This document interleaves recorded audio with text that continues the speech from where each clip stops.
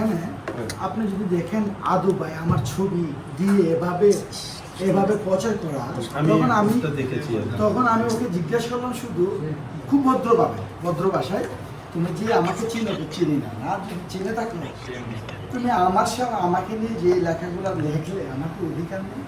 তুমি কিসের প্রতিনিধি? তুমি তো ডাকসু স্টুডেন্ট বোকাল। তুমি তো আমার বোকাল না হয়ে তুমি তো একটা একটা গোষ্ঠীকে হিউমিলেট করার জন্য আমাকে কেন বলে দিচ্ছ? তো সে বলতেছে আপনি বিশেষ কনসিডারেশনে ভর্তি হয়েছেন। আমি বিশেষ কনসিডারেশনে ভর্তি হই না, আমি বিশেষ কনসিডারেশনে আমি রিঅ্যাডমিশন নিয়েছি। আমি ভর্তি হয়েছি আমার যোগ্যতা দিয়ে। সে বলতেছে না আপনি তো বিশেষ কনসিডারেশন। আমি তখনই আমি একটু ইসলাম ব্যবহার করছি, সত্য বলছি তুই, এটা আমার সে জুনিয়র, মোস্ট আমার 60-70 ইয়ার জুনিয়র, আমি তুই বলাটাকে অপরাধ আমি খুব ভালো করে একটু কথা বললাম। এটার জন্য সে আমার নামে আবার মিথ্যা প্রপোগান্ডা ছড়াইলো। আমি নাকি ওকে আমি থ্রেট দিয়েছি, তোকে আদু ভাই ডাকতেছে। আমার মেয়ে বড় হয়ে গেছে, যাওয়াটা তো অপরাধ না, আরো ভালো কাজ। কিন্তু ওরা যেভাবে আমাকে হিউমিলেট করতেছে, এটা আমার প্রাইভেটলি চলে গেছে, রাজনীতি বাহিনী। এবং আমি লেখাপড়ার জন্য যদি না আসতাম তাহলে ডিপার্টমেন্টে 100% প্রেজেন্ট থাকতাম না এবং আমি টপার হতে পারতাম না। আমি পড়ার জন্য আসছি।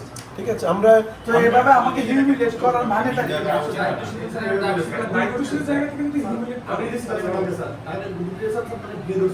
তো এখন আমাকে নিয়ে একটা শ্রেণী ছাত্র শিবির কিংবা মোসাদ্দেক এবং ডাকসু আমাকে আদু ভাই, আমি যদি কন্টিনিউ লেখাপড়া করে যদি আমি না পাশ করতে পারতাম তাহলে হয়তো আমাকে আদু ভাই বলতো। আচ্ছা, আমি কালকে এখানে বোধহয় এই সাংবাদিকরা হয়তো ছিল কি, আমি পরিষ্কার বলেছি you can't go head to head because তাদেরকে আমরা ভর্তি করিয়েছি, আপনাদেরকে আমরা ভর্তি করিয়েছি। আপনারা পড়ালেখা করতে চেয়েছেন, দীর্ঘদিন পরে এই উৎসাহ আগ্রহ সবার থাকে না। এটা একটা আমাদের লেগেছে যে এতদিন পরে আপনারা পড়ালেখা করতে চেয়েছেন।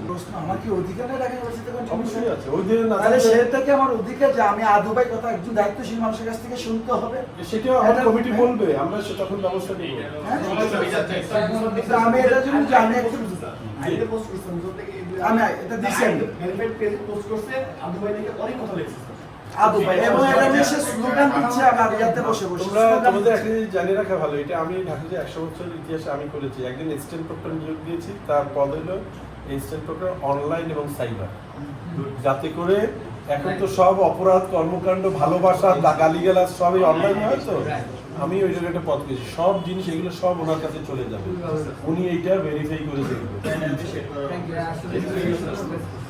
ওকে, আমি উপযুক্ত আমরা আশা করি আর কি। আমরা শুধু লেগে যেতে আপনার কোনো আস্থা রাখি স্যার, দায়িত্ব শুধু